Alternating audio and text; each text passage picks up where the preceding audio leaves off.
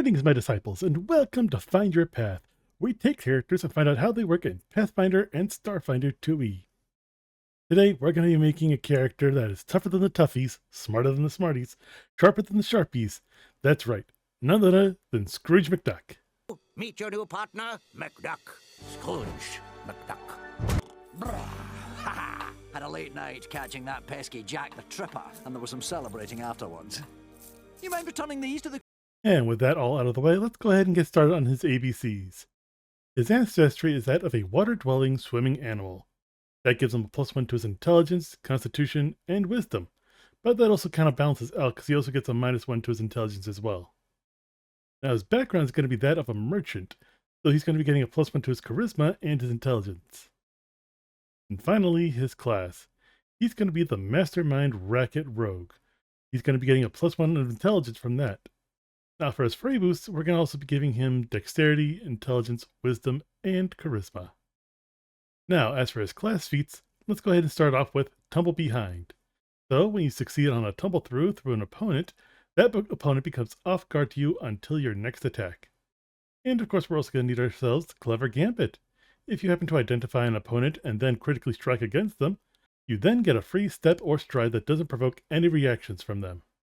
Next up, we're also going to be picking up a minor magic, specifically some primal magic, so we can get Scatter Scree and Puff of Poison.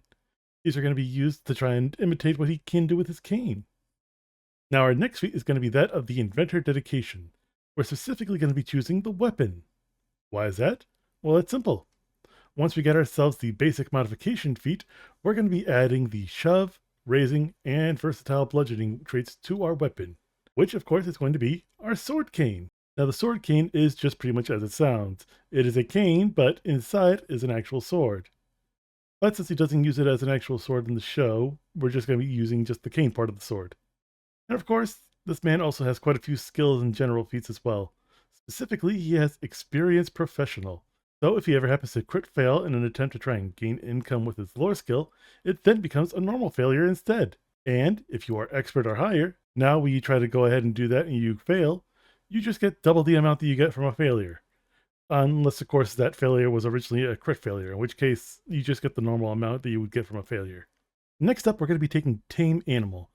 So, with this feat, you just take a certain amount of time based upon how trained you are in nature, and you get to form a friendly bond with a new wild animal.